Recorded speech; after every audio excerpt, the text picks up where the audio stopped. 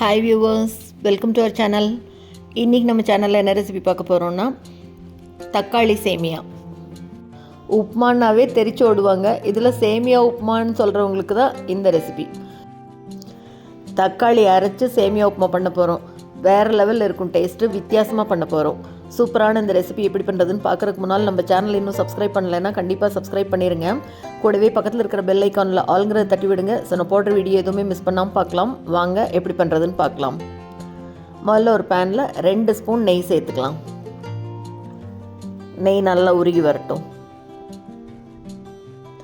நெய் விட்டு ரொம்ப வித்தியாசமாக மணக்க பண்ண போகிறோம்.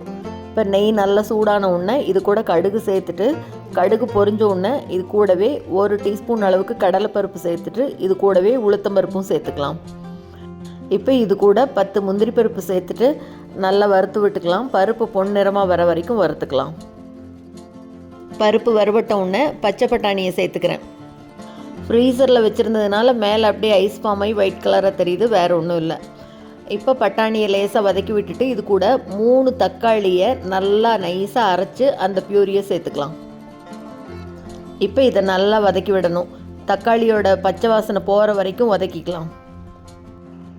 இப்போ இதுக்கு தேவையான அளவு உப்பு சேர்த்துட்டு இது கூடவே காரத்துக்கு மிளகாய்த்தூள் சேர்த்துக்கிறேன். இது கூட கொஞ்சமாக மஞ்சள் தூள் சேர்த்து நல்லா கலந்து விடலாம் எல்லாத்தையும்.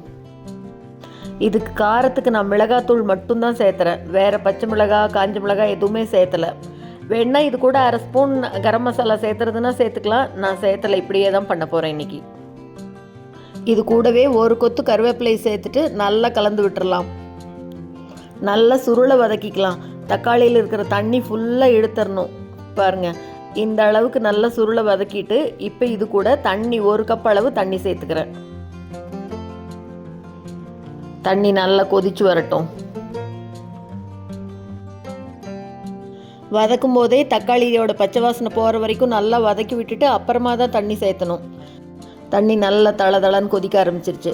இப்போ இது கூட வறுத்த சேமியாவை சேர்த்துக்கிறேன். 1 கப் தண்ணிக்கு 1 கப் சேமியா சரியாக இருக்கும். இது வறுத்த சேமியானால நான் இன்னும் கொஞ்சம் சேர்த்துறேன். எந்த சேமியாவில் பண்ணுறீங்களோ அதை பொறுத்து தண்ணி கொஞ்சம் அப்படியே அட்ஜஸ்ட் பண்ணிக்கோங்க.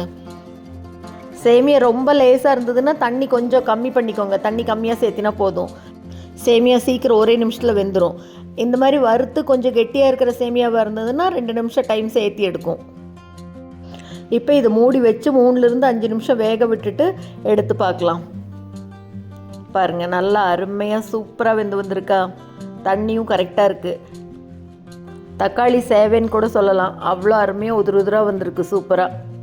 நீங்கள் கடைகளில் விற்கிற அந்த அரிசி சேவையில் கூட இந்த மாதிரி பண்ணலாம். பட் அதுக்கு தண்ணி கொஞ்சம் கம்மியாக சேர்த்தினா போதும். சீக்கிரம் 1 நிமிஷத்தில் வெந்துடும் அது. இப்போ நல்லா ஒரு தடவை கலந்து விட்டுட்டு அடுப்பை ஆஃப் பண்ணிடலாம். அடுப்பை ஆஃப் பண்ணதுக்கப்புறமா இது மேலே அப்படி பொடியாக கட் பண்ண கொத்தமல்லி தலையை தூவி விட்டுடலாம். அவ்வளோதாங்க, சும்மா செம சூப்பராக அருமையான டேஸ்ட்டில் தக்காளி சேமியா ரெடி ஆயிடுச்சு. இது கூட தேங்காய் சட்னி தொட்டு சாப்பிட்டா அவ்வளோ அமிர்தமாக இருக்கும். கண்டிப்பாக செஞ்சு பார்த்துட்டு மறக்காமல் கமெண்ட்டில் சொல்லுங்கள். இந்த வீடியோ உங்களுக்கு பிடிச்சிருந்ததுன்னா லைக் பண்ணுங்கள், ஷேர் பண்ணுங்கள், கமெண்ட் பண்ணுங்கள். மறக்காமல் நம்ம சேனலை சப்ஸ்கிரைப் பண்ணுங்கள். கூடவே பக்கத்தில் இருக்கிற பெல் பட்டனையும் தட்டி விடுங்க. ஸோ நான் போடுற வீடியோ எதுவுமே மிஸ் பண்ணாமல் பார்க்கலாம். தேங்க்ஸ் ஃபார் வாட்சிங்.